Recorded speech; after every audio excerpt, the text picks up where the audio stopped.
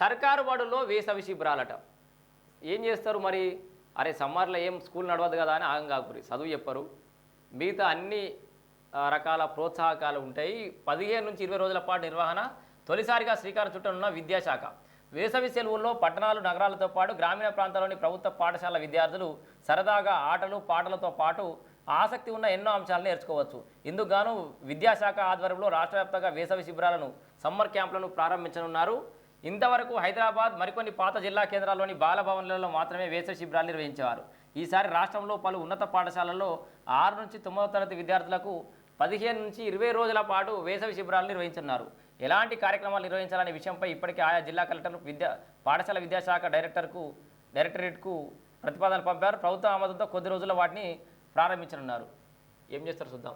ఇగో అంటే పిల్లలకి ఊకే అదేదో ప్రైవేటు డ్యాన్స్ స్కూళ్ళలో, ప్రైవేట్ ఇంకేదో శిక్షణ శిబిరాలకు పోడు, లేకపోతే ట్యూషన్లు చేయించడు, ఆ హాలిడేస్ని కూడా వాళ్ళని ఫ్రీ చేస్తలేం మనం.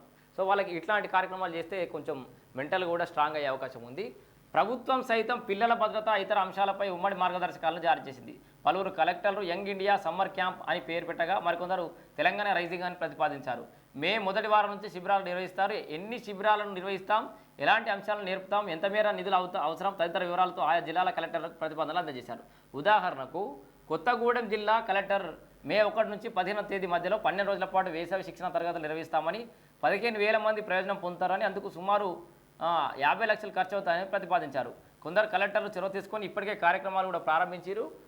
కొత్తగూడెం జిల్లా కలెక్టర్ జితేష్ వి పాటిల్ విద్యార్థుల చేతిరాత మెరుగుపడటంతో పాటు డ్రాయింగ్ కోసం సిఎస్ఆర్ నిధులతో 3-4 కార్పొరేట్ సోషల్ రెస్పాన్సిబిలిటీ నిధులు ఆల్రెడీ స్టార్ట్ చేసి ఆయన చేసేసిండు.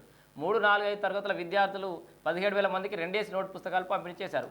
ఏమేమి నేర్చుకోవచ్చు అంటే జిల్లాలో ఉన్న వనరులు, కోచ్లు, ఇతర అంశాలను దృష్టిలో పెట్టుకొని ఏమి నేర్చుకోవచ్చో కలెక్టర్లు ప్రతిపాదించారు.